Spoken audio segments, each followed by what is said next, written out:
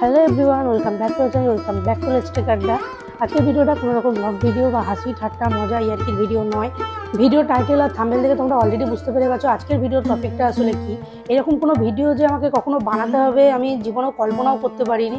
তোমরা যারা আমার প্রথম দিকের কলেজের ভিডিওগুলো দেখেছো তারা জানো যে আমি, সুমি, সুমিতা, দেবারতী, রিম্পি 5 জনের একটা গ্রুপ ছিলাম, যেখানে গিয়েছি যা করেছি সবসময় একসাথে করেছি, আর সেটা তোমাদের সঙ্গে শেয়ারও করেছি। যেমন কি 1 মাস আগের একটা ভিডিওতেও তোমরা দেখতে পাবে যে আমরা কলেজে গিয়েছিলাম, গার্লস কলেজে সার্টিফিকেট আনতে। সেদিন সার্টিফিকেট পাইনি, কিন্তু আমরা খুবই এনজয় করেছিলাম। কলেজে মাঠে বেশ কিছুক্ষণ বসে টাইম স্পেন্ড করেছি, রেস্টুরেন্টে গিয়েছিলাম, একসাথে খাওয়া দাওয়া করেছি, তারপরে আবার স্কোয়ার ফিল্ডে বেশ কিছুক্ষণ বসে আড্ডা দিয়েছি, তারপর আমরা বাড়ি এসেছি।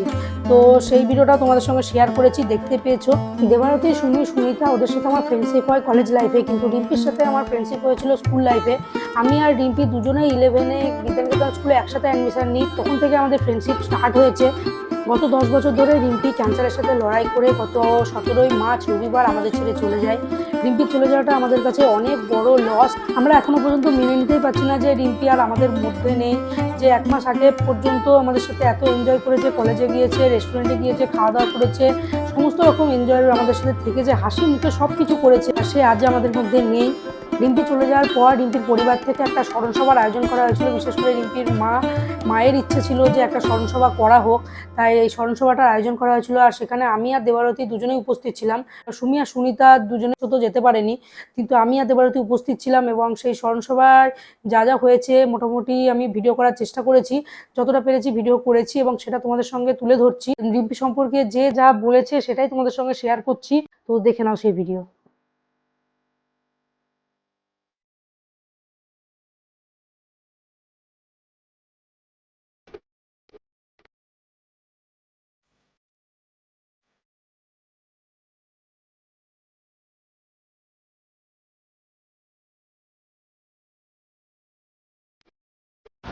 আচ্ছা, সকলকে শুভ সন্ধ্যা বলেই শুরু করছি।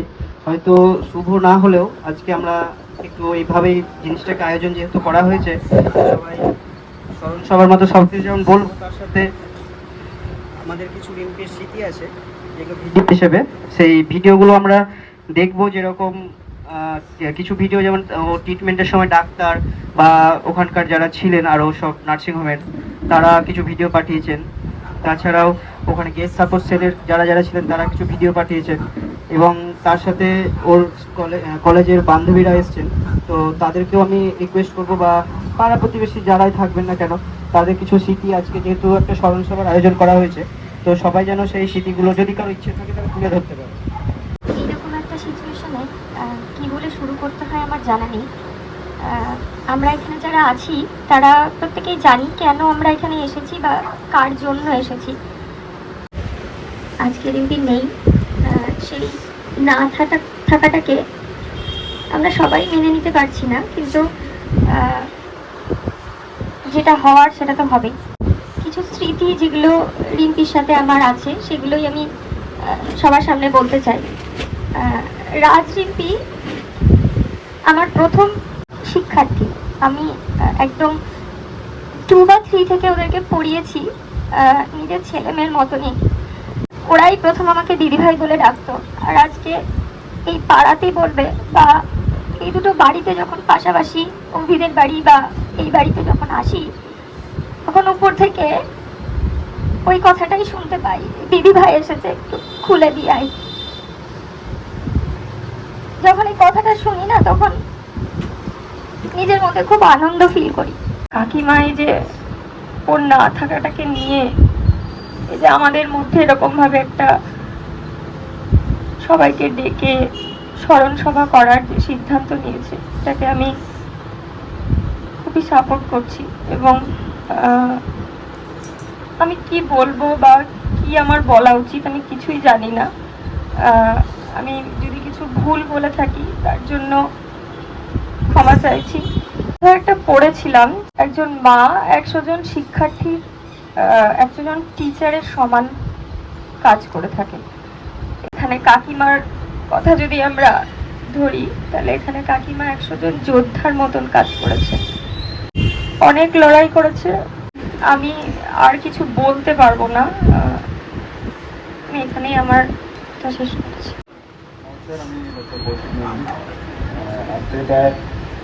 4-5 বছর আগে আমরা রিম্পির অপারেশন করেছিলাম পায়ের জন্য।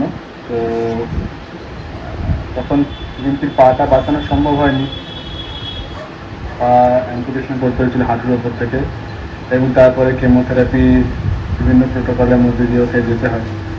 তো রিম্পি আমাদের খুব কাছের মানুষ, মনের খুব কাছের মানুষ। তো যেভাবে ফাইট করেছে এতটা বছর, সেটা আমাদের কাছে একটা ইন্সপিরেশন, আমাদের চিকিৎসকদের কাছে এবং অন্যান্য রোগীদের কাছেও। আমরা আজ অব্দি যত সার্কোমা সার্ভাইভারের প্রোগ্রাম করেছি, অলমোস্ট সব প্রোগ্রামেই ও প্রেজেন্ট থেকেছে, এবং শুধু প্রেজেন্ট থেকেছে তাই নয়, আমাদের জন্য নিজে হাতে আঁকা গ্লাস পেন্টিং নিয়ে আসতো। তো রিম্পি ফিজিক্যালি আজকে আমাদের সাথে নেই, কিন্তু মনের অত্যন্ত কাছের মানুষ রিম্পি। আমরা সবাই রিম্পির আত্মার শান্তি কামনা করি এবং মানসিকভাবে ওর পরিবারের সকলের পাশে দাঁড়ানোর জন্য আমরা অঙ্গীকার করব।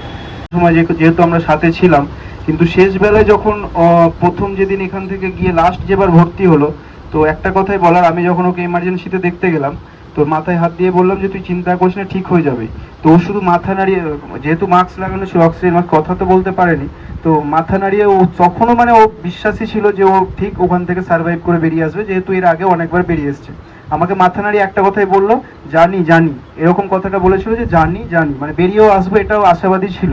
তো সত্যিও খুব লড়াই করেছে, মানে এরকম লড়াই হয়তো সবাই করতে পারে না। সেখানে মানে মা বলতে মামিমার সাপোর্ট ছিল অনেকটাই বলতে সে দুঃসাহসিক সাপোর্ট, মানে দুঃসাহসিক এই কারণেই বলছি যে করোনার সময় যখন আপনারা জানেন যে গাড়ি সেরকম চলছে না, রাস্তাঘাটে মানে যাওয়া যাচ্ছে না, সেই সময়েও রাত্রিবেলা দিন রাত কিছু না দেখেই সেখানে গেছে। আমি যতটা পেরেছি সেখানে আমি গেছি, রাজ গেছি, বা পরিবারের সকলে যখন যেভাবে পেরেছে মামিমাকে সাপোর্ট করার চেষ্টা করেছি। কিন্তু যদি সম্পূর্ণ লড়াইটা যদি বলতে চাই যে সব থেকে বেশি কাছ থেকে যে লড়াইটা করেছে, সেটাও মাই করেছে। তো আমি চাইবো যে আমরা, আর স্মৃতি সেরকম কিছু বলার নেই, আমরা তো পরিবারের সদস্য, তো আমাদের সবসময় সব কিছুই আমাদের মনের মধ্যে আসছে। কিন্তু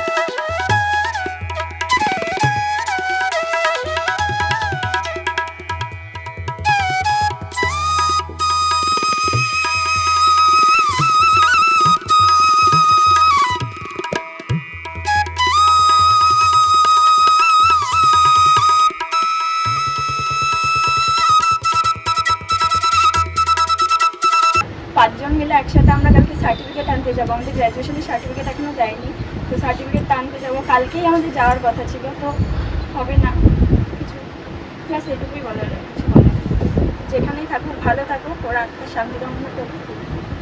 আমার জার্নিটা একটু সকলের থেকে আলাদা। একজন ক্যান্সার পেশেন্টের যেটা সব থেকে বেশি দরকার সেটা হচ্ছে মেন্টালি সাপোর্ট, যেটা আমাকে আমার শিক্ষক শিক্ষিকা এবং সফলতা দিয়েছেন, সেই জন্যই হয়তো আমি এতটা এগোতে পেরেছি। শারীরিক অসুস্থতার সাথে সাথে পড়াশোনাকে চালিয়ে যেতে পেরেছি। তার জন্য আমি একটা ছোট্ট গান পরিবেশন করবো, যদি কিছু ভুল ত্রুটি হয় ক্ষমা করবেন। সখী ভাবনা কারে বলে, সখী যাতনা কারে বলে, তোমরা যে বড় দিবস রজনী, ভালোবাসা ভালোবাসা, সখী ভালোবাসা কারে কয়, সে যে কে বলি যাতনা, সে যে কে বলি চোখের জল, সে যে কে বলি দুঃখের সার, লোকে তবে করে কি সুখের ঘর, এমন আমার চোখে তো সকলি সমান, সকলি নবীন, সকলি বিমান, সুনীল আকাশ শ্যামল কানন, বিষাদ যোছনা কুসুম কোমল, সকলি আমারি মন।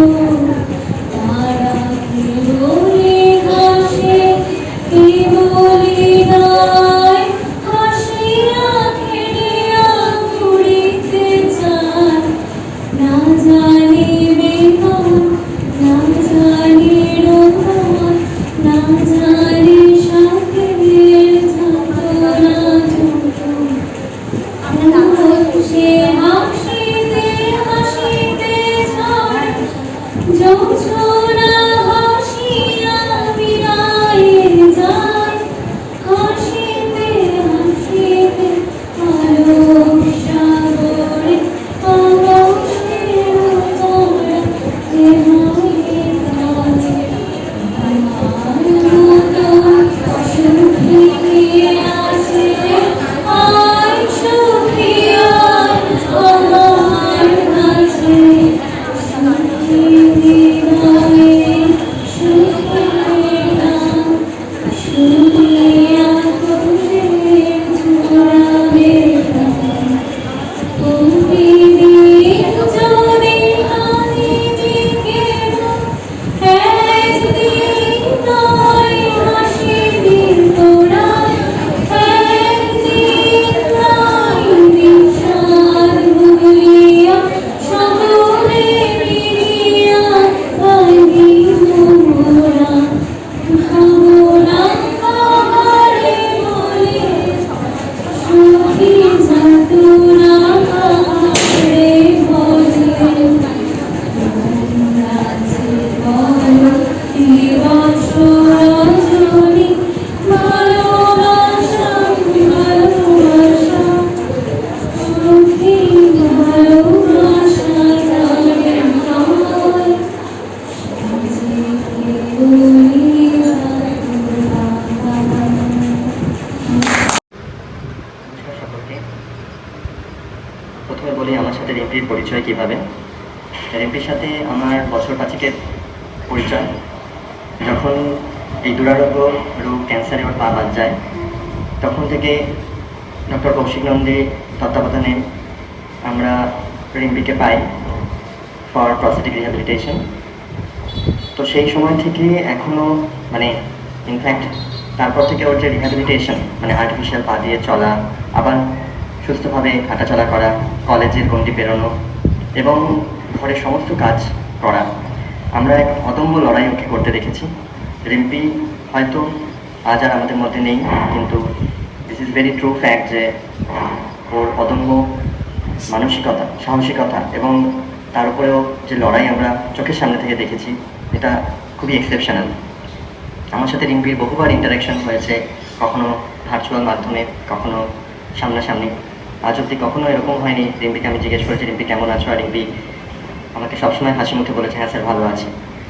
অ্যাজ এ মেডিকেল প্র্যাকটিশনার আমরা জানি কতটা কষ্ট একজন রোগী যখন এই ধরনের রোগীর সাথে লড়াই করে।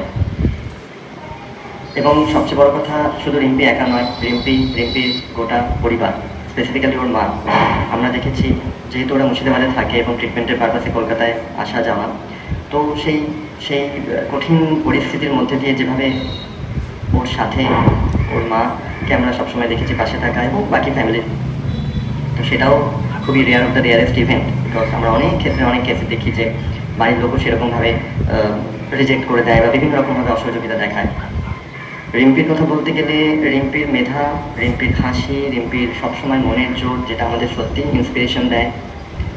এবং ওর আমরা দেখেছি বিভিন্ন আর্ট অ্যান্ড ক্রাফট, যার প্রতি ওর ভীষণভাবে একাগ্র, বলতে পারেন যে ওর যে হাতের কাজ আমরা দেখে সত্যি অভিভূত। এবং ওর মধ্যে যেটা লড়াই করার যে মানসিকতা, আমরা এটা মনে করি যে রিম্পি আজ আমাদের মধ্যে নেই না, রিম্পি আমাদের মধ্যে আছে এবং রিম্পি আমাদের মধ্যে থাকবে। এবং খুব শীঘ্রই ওর মার একটা রিকোয়েস্ট যে আর্টিফিশিয়াল পাটা ও ইউজ করতো। আমরা দেখছি কোনো নিডি কেউ যদি আমরা পাই তাহলে ডেফিনেটলি সেটার মাধ্যমে হয়তো রিম্পির মার অ্যাটলিস্ট হয়তো আমরা চেষ্টা করব সেরকম কোনো পেশেন্ট পেলে যে সেই পাটা সে ইউজ করলো, যাতে কিনা অ্যাটলিস্ট রিম্পিরও ভালো লাগলো। এবং কিছুই আর বলার মতো নেই, বিকজ যেদিন আমি শুনলাম যে রিম্পি আর নেই, সেটা আমার কাছেও একটা এক্সেপশনাল লস। এবং সর্বোপরি এন্টায়ার অটোবক ফ্যামিলি, কারণ আমরা ভীষণভাবে রিম্পিকে ভালোবাসতাম, রিম্পির পাশে ছিলাম। এবং ভালো থেকো, that much we can assure, and God bless our soul. Thank you. একটা কথাই বলবো যে হয়তো এই কলেজে না পড়লে হয়তো এত সাপোর্ট ম্যামদের, তারপরে তোদের এত সাপোর্ট আমি পেতাম না। আর এই সাপোর্টটা পেয়েছি বলেই হয়তো আমি এতটা এগোতে পেরেছি। এটা রিম্পি ছোট্ট 1 বছর বয়সে আমাদের এখানে এসেছিল। সেই বাচ্চাটা গুড়গুড় করে পায়ে হেঁটে ওর জেঠুর সঙ্গে কত রকম আদিক্ষেতা, এটা নেবো ওটা নেবো, কোনো সময় সার্পের কোট নিয়ে চলে যেত। নানান রকমের স্মৃতি আমাদের সঙ্গে জড়িয়ে আছে, কিন্তু বলার কিছু ভাষা নাই। কি বলবো, রিম্পি গেছে একটা মহান দেশে, আমাদের বলার কোনো ভাষা নেই, আমি কিছু বলতেই পারবো না।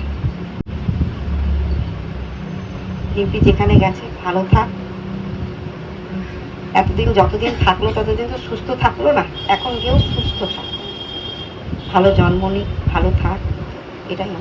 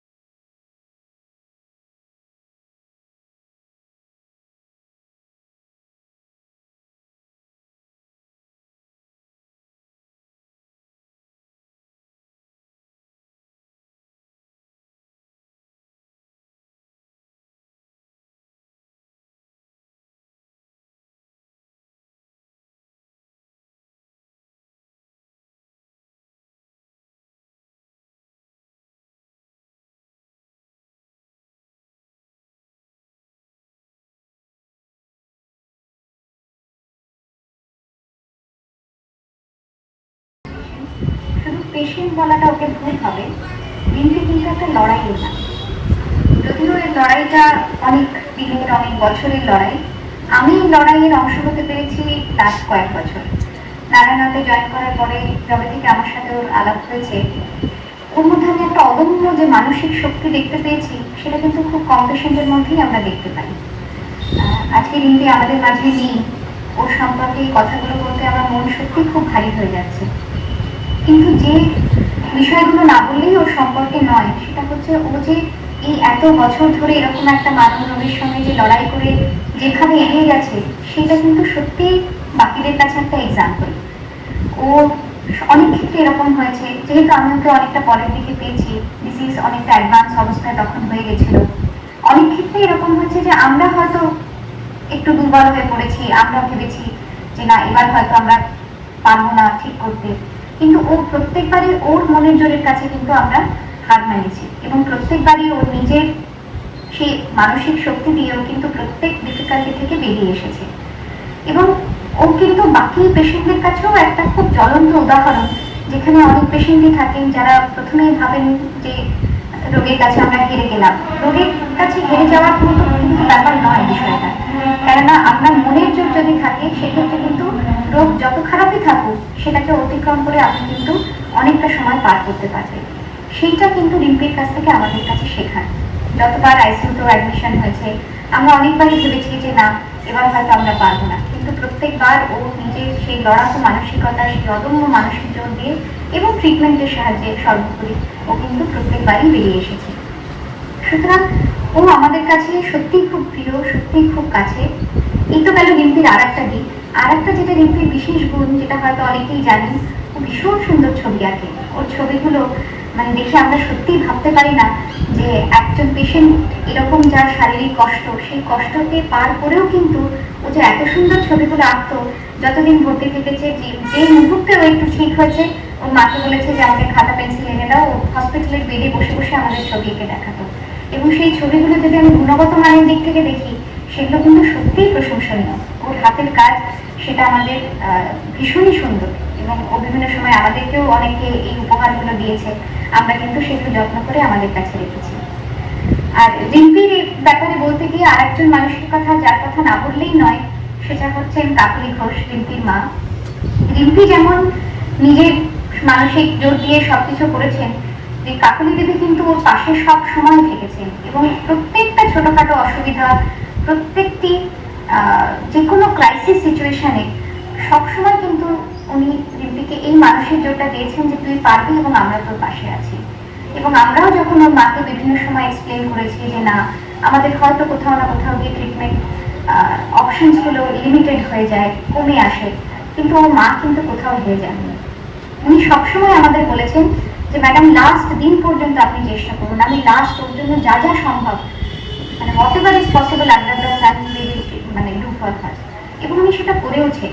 প্রত্যেকবার যতবার ও অ্যাডমিট হয়েছে, প্রত্যেকটা মুহূর্তে কিন্তু ওনার মা সবসময় রিম্পির পাশে ছিল, এবং সবসময় মেন্টাল ফিজিক্যাল সব দিক থেকে যতটা সাপোর্ট দেওয়া সম্ভব ততটাই দিয়েছে। তো আমি কাকলি দেবীর এই এফার্টটাকেও খুব কুর্নিশ জানাই, যে একজন পেশেন্টের মা তার জীবনে, সত্যি আমাদের কাছে তো মাই আমাদের জীবনের সবচেয়ে প্রিয় মানুষ, সেই প্রিয় মানুষটা কিন্তু ওনার সবসময় রিম্পির পাশে ছিলেন, এবং যা যা সম্ভব, যতটা ম্যাক্সিমাম সাপোর্ট দেওয়া সম্ভব সবসময় সেটা দিয়েছে। আজকে রিম্পি আমাদের কাছে নেই, আমাদের সবারই ভীষণ মন খারাপ। আমরা ওকে হয়তো ফিজিক্যালি ও আমাদের মধ্যে নেই, কিন্তু আমাদের মনের মধ্যে রিম্পির জায়গাটা কিন্তু সবসময় থাকবে। আমরা যতই সময় এগিয়ে যাক, যতই আমরা অন্য পেশেন্টের সঙ্গে দেখি, রিম্পির যে জায়গাটা আমাদের মনে তৈরি হয়ে গেছে, সেটা কিন্তু সবসময় এভাবেই থাকবে। আমি প্রার্থনা করি ও যেখানেই থাকুক ভালো থাকুক, মানে সত্যি যদি মৃত্যুর পরে কোনো জীবন থেকে থাকে, আমরা জানি না সেটা, সেই জায়গায় ও যেন ভালো থাকে। এবং আমি কাকলি দেবীকেও বলবো যে আপনিও ভালো থাকুন, আপনি অন্তত এই স্যাটিসফ্যাকশনটুকু রাখুন নিজের মনে যে আপনি রিম্পির জন্য যা করেছেন সেটা সত্যি পৃথিবীর খুব কম লোকই করতে পারে। সকলে ভালো থাকুন, এটাই প্রার্থনা করি। যেটাকে বলে মানে বিরক্ত লাগছে আইসিইউতে বসে থেকে, তখন ও ডাক্তারদেরকে বলেছিল যে মানে আমাদেরকে বলেছিল যে একটা খাতা পেন দিতে, তো সেখানে ডাক্তাররা মানে ওখানে অ্যারেঞ্জ করে দিয়েছিলেন, এবং তারপরে সেই আঁকাগুলো আমরা হয়তো তখন দেখিনি, এখন বাড়িতে আসার পরে অনেকদিন পরে আমরা দেখছি সেই আঁকাগুলো। সেই যে আঁকাগুলো আইসিইউতে বসে এঁকেছে, প্লাস আরও কিছু অনেক ছবি ওর যা আছে এঁকেছে, আলপনা দিয়েছে বা হাতের কাজ করেছে কিছু, সেইগুলো একটু একটা ভিডিও বানিয়েছি ছোট্ট আমরা, তো সেটা আমরা সবার সঙ্গে একটু দেখবো, শেয়ার করবো, ঠিক আছে?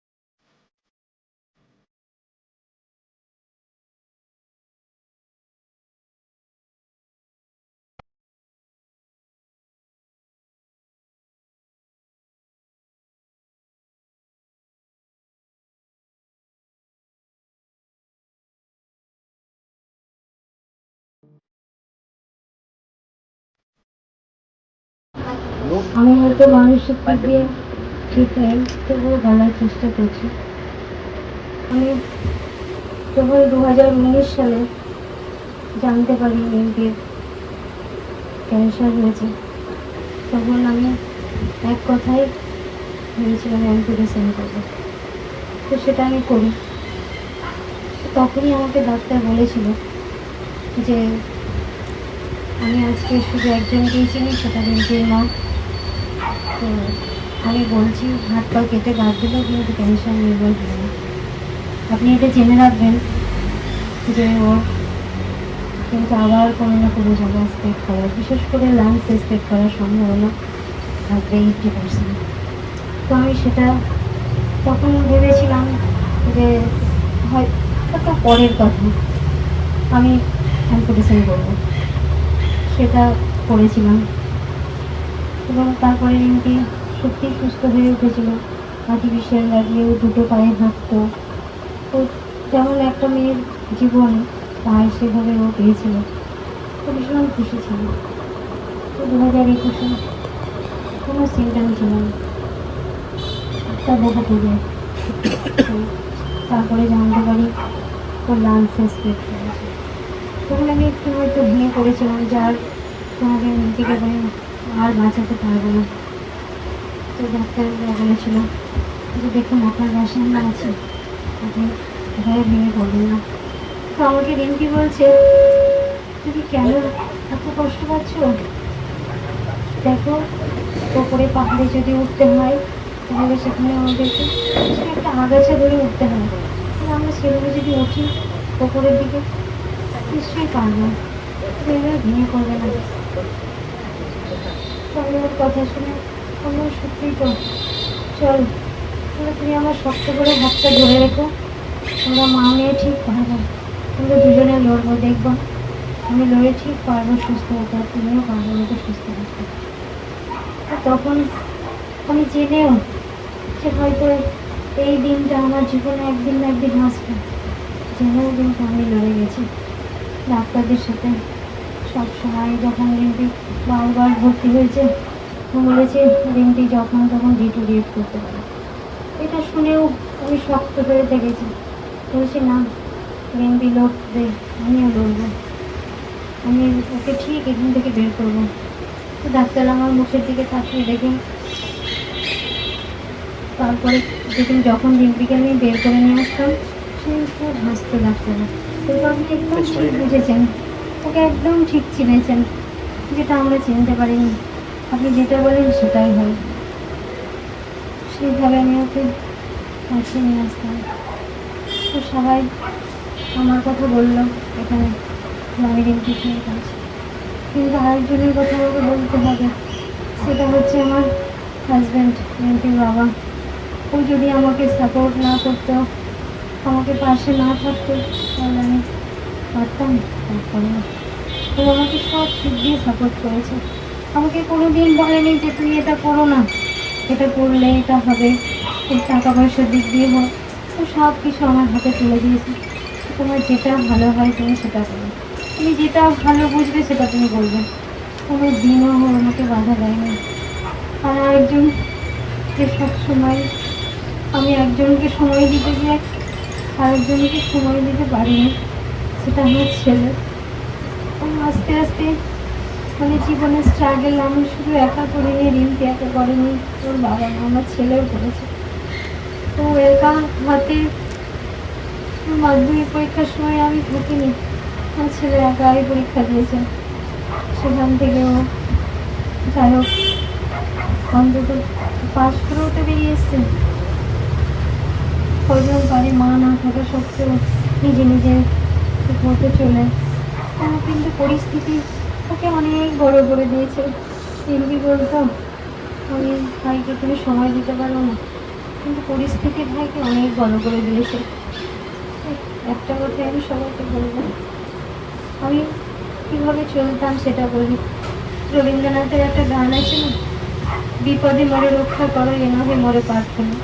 তো আমি ওই গানটা সকালবেলায় শুনতাম আর ভাবতাম যে আমার বিপদে তোমায় রক্ষা করতে হবে না, আমায় সাহস জুগিয়ে, সেটাই ঈশ্বর জুগিয়েছে। তখন কিন্তু খুব কষ্ট, খুব যন্ত্রণা হয়েছে, ঈশ্বরকে বলেছি তুমি এত কেন কষ্ট দাও আমার সন্তানকে, তুমি ওকে ওই যন্ত্রণা থেকে মুক্তি দাও। যে শনিবার সকালবেলায় সেটাই আমি বললাম, ঈশ্বর হয়তো আমার কথা শুনলাম, ওকে যন্ত্রণার থেকে মুক্তি দিল, জানি ও মুক্তি পেয়েছে। হয়তো আমার কষ্ট যন্ত্রণা সন্তান হারো যন্ত্রণার বিষয়, সেটা আমি আজ হারিয়েছি তা বুঝতে পারছি, কিন্তু আমি এই যন্ত্রণা নিয়েও বলতে চাই যেখানে থাকো ঈশ্বর ওকে যন্ত্রণার থেকে মুক্তি পেয়েছে। ও আমায় বলতে না, কিন্তু ওই মাকে বুঝতে পারতাম, বলতাম বাবু তোর এখানে ব্যথা হচ্ছে না, না সেরকম কোনো ব্যথা নেই, এটাই বলতাম। সময় বলবো সবাইকে যে কোনো বিপদ আসুক না কেন ভয় না করে যদি সামনের দিকে এগোনো যায় ঠিক সেটা এগোনো যাবে।